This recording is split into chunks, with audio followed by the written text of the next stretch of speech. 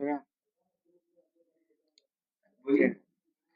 जब अभी हम लोग क्लास 9th के भूगोल का आज पहला चैप्टर देख रहे हैं।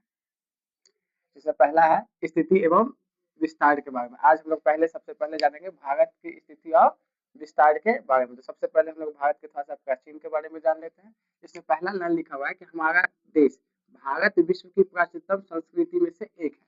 हमारा जो देश है भारत जो है विश्व की प्राचीनतम संस्कृतियों में से एक है। दूसरा पॉइंट लिखा है कि सिंधु घाटी सभ्यता भारत की प्राचीन सभ्यताओं में से एक है। पूरी दुनिया में जितनी भी सभ्यता है उसमें से एक सभ्यता है सिंधु घाटी सभ्यता, जो भारत में स्थित है। तीसरा लिखा हुआ है कि बिहार में स्थित वैशाली विश्व का पहला गणराज्य है। गणराज्य का मतलब होता है जहाँ का राजा चुना जाता है।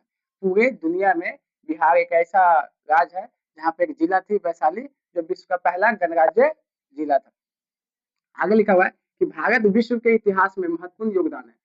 पूरे विश्व के इतिहास में भारत का एक महत्वपूर्ण योगदान है। इससे आगे लिखा है कि भारत ही एक ऐसा देश है जिसके नाम पर एक महासागर भी है, जिस महासागर का नाम हिंद महासागर है।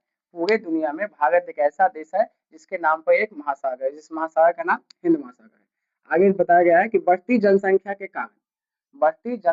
कारण भारत का विकास में काफी बाधक सिद्ध हो गई है। इसके बाद अगर हम भारत की स्थिति के बारे में जानने की कोशिश करें तो भारत एक विशाल देश है। इसका मुख्य भूभाग 8 डिग्री 4 मिनट उत्तर से 37 डिग्री 6 मिनट उत्तरी अक्षांश तथा 68 डिग्री 7 मिनट पूर्व से 97 डिग्री 25 मिनट पूर्वी देशांतर तक के फैला हुआ है।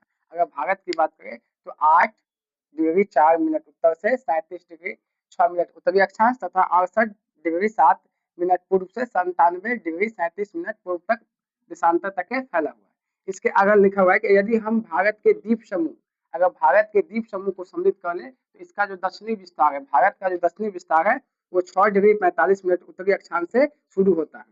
इसके अलावा ये भी याद रखना है कि भारत का दक्षिणतम बिंदु इंदिरा पॉइंट है। भारत का अगर दक्षिणतम बिंदु पूछे तो इंदिरा पॉइंट है, जो कहाँ पे स्थित है? अंडमान निकोबार में। कहाँ स्थित है? अंडमान निकोबार द्वीप समूह में स्थित है। आगे लिखा है 23.5 डिग्री उत्तरी अक्षांश। 23.5 डिग्री उत्तरी अक्षांश को हम लोग कर्क रेखा कहते हैं, जो भारत के बीचों बीच से गुजरती है।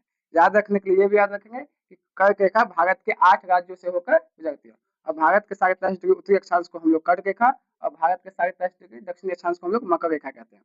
अगर भारत का विस्तार की बात करें, अगर ये हम भारत की विस्तार की बात करेंगे तो यहाँ लिखा है पूरब से पश्चिम तक के, यानी कि ये पूरब से पश्चिम तक के 2933 किलोमीटर में फैला हुआ है। और उसके बाद उत्तर से दक्षिण, ये हुआ उत्तर से दक्षिण। इसकी अगर लंबाई करें तो 32 से 14 किलोमीटर तक के